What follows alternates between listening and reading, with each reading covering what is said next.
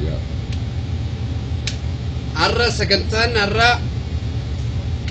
telefoona akkatti biyya dhahan osoo takkan kafalin akka biyyatti dhahan telefoona osoo maan kafalin kaardii bituun qabdu keerra je'an kafaluun qabdu akkatti bas bilaashatti biyya dhooftu sin garsiisa tokkoffaa telefoona mataa haa ta'u kana akkuma gartan telefoona dhaameeraa kun telefoona dhaame kana duuba isaanii bantanii duuba isaa akkuma gartanii bantanii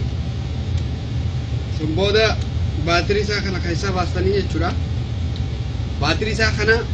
mataa keessanirra riddanii xiqqoo riddanii haa oowwe riddanii oguun jallo oowwe mataarra riddanii oguu oowwe footanii telefoona keessa keettanii richi cuftanii qajalootti cufame argitanii immoo sun booda luka takka kana dhaabdanii luka takka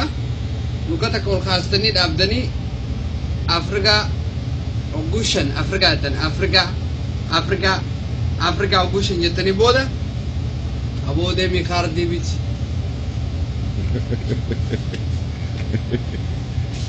Wow.